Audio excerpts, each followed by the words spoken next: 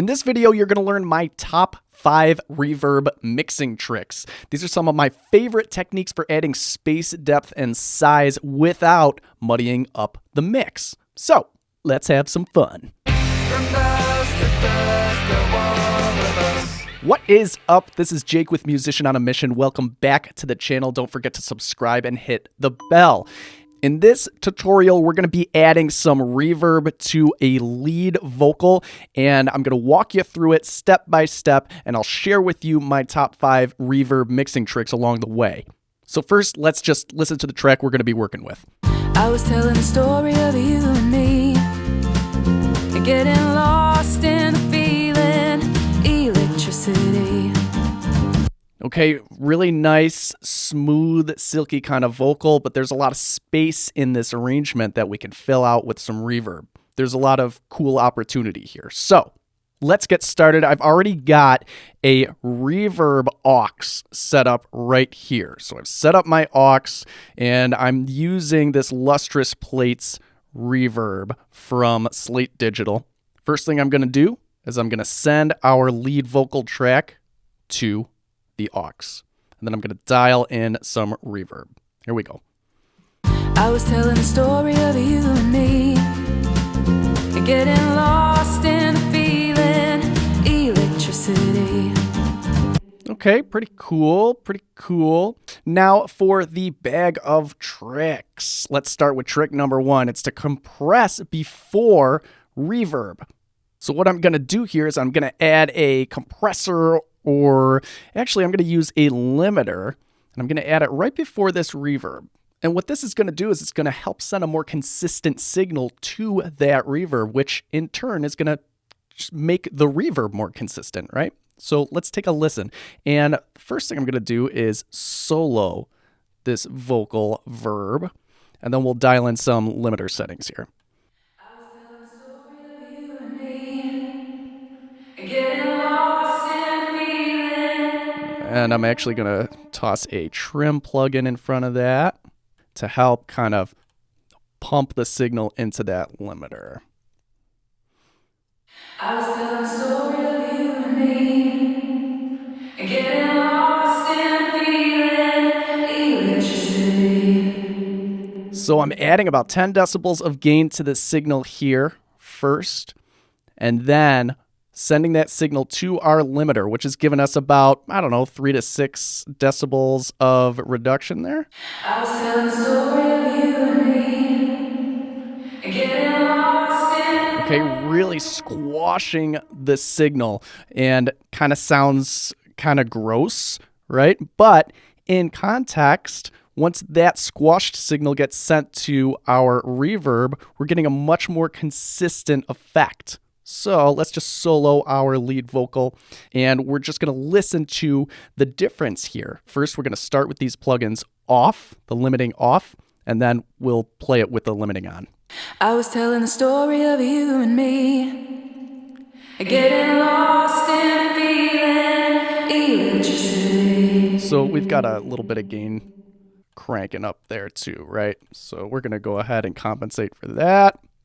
I was telling the story of you and me, getting lost in the feeling, electricity. A nice and consistent level. Now, trick number 2 here is to de-ess before the reverb.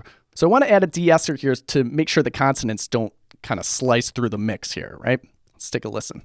I was telling the story of you and me. And I'm just going to really crank up the amount. I was telling the story of you and me. I was telling the So pay attention to those S's, and I was telling a story. I was telling the story of you and me. I'm going to turn it off, I was telling the story of you and me. and then on. I was telling the story of you and me. Okay, so really attenuating the sibilants there so they don't cut through and distract from the more important things going on in the mix. Trick number 3 is to EQ your reverb. And by adding an EQ after your reverb, you can prevent low end and high end buildup. So what I like to do is this particular plugin has an EQ already built in. So I'm going to go ahead and roll up this low end cut here. It's just a high pass filter. I was telling the story of you and me,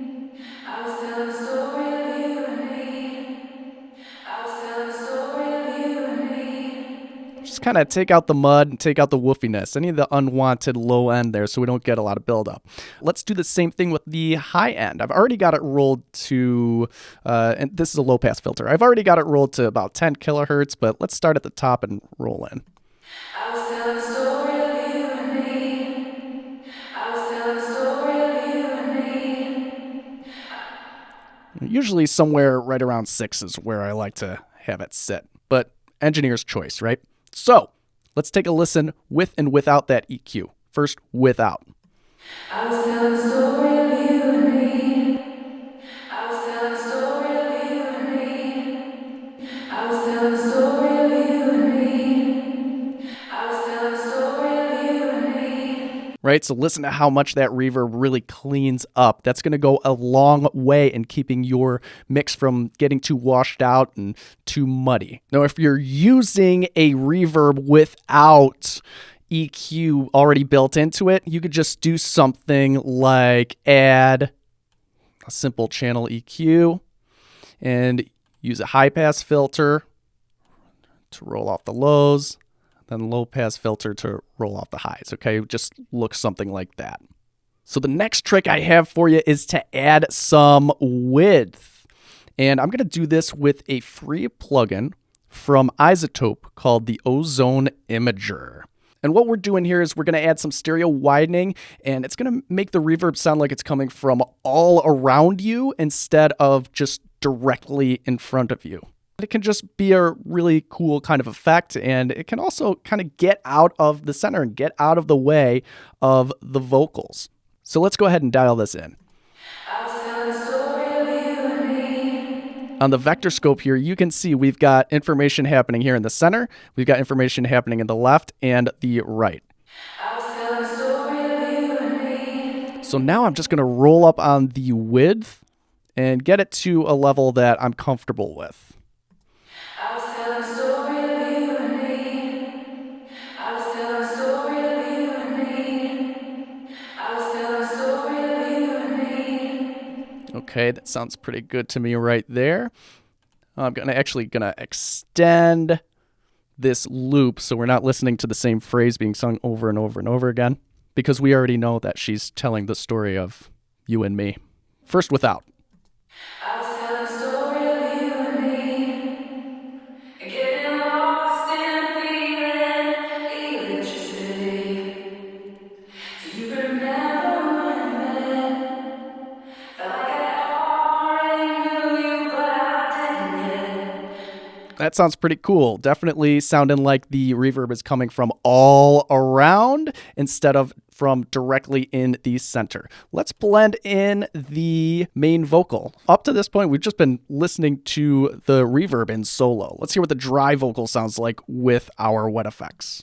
I was telling the story of you and me. Getting lost in the feeling electricity. Okay, sounds pretty good so far. I do want to do one more thing, and that's going to be trick number 5, which is sidechain compression. So what we're going to do is we're going to add a compressor to our reverb, sidechain it to the lead vocal so that it ducks the reverb out of the way when the vocal is present, and then in the gaps, the reverb will kind of blossom through. So let's go ahead and set this up. I'm just going to use a stock compressor from Logic, and we're going to set this side chain here to our lead vocal. And now we'll just dial in the threshold so that the reverb ducks out of the way. I was telling the story of you and me. Getting lost in the feeling electricity. So that's an extreme version of this effect. I want to kind of dial it back a little bit. I was telling the story of you and me. Getting lost in the feeling electricity. Do you remember when we met? Felt like I already knew you, but I didn't yet. I was telling the story of you and me. Getting lost in the feeling, electricity. So it's really got this cool kind of ghostly effect going on, and the reverb's not muddying up that lead vocal. It's ducking out of the way and then reintroducing itself in the gaps. So let's dial this in a little bit further in context with the mix. I was telling the story of you and me, getting lost in the feeling, electricity. Do you remember when we met? Felt like I already knew you, but I didn't yet. All right, let's get a little bit more extreme here. I was telling the story of you and me, getting lost in the feeling, electricity. And let's dial back the threshold. I was telling the story of you and me, getting lost in the feeling, electricity. Do you remember when we met? Felt like I already knew you, but I didn't yet. Cool. I like it. So that's it. Just a few fun tricks for you to try out on your next mix. But keep in mind, these are just a few small mixing tricks. There are a ton of other things you have to nail if you want your music to sound professional. So my friend Rob here, founder of Musician on a Mission, put together a free workshop where he shares the 7 steps to making radio-ready music in your own home studio. It's a new approach to home recording and mixing that has already helped over 36,000 people see results in a matter of days. So if you're ready to avoid wasting time, money, and effort on the wrong things, and if you want to learn the exact 7 steps that are going to take your mixes to pro level in under a year, then go and watch the free workshop. You can either click the link you see on the screen now, or head to the link in the description to get instant access. It's completely free. Make sure to check it out. And if you're new here, don't forget to subscribe and hit the bell for notifications. This is Jake with Musician on a Mission, signing off. Remember, create regardless.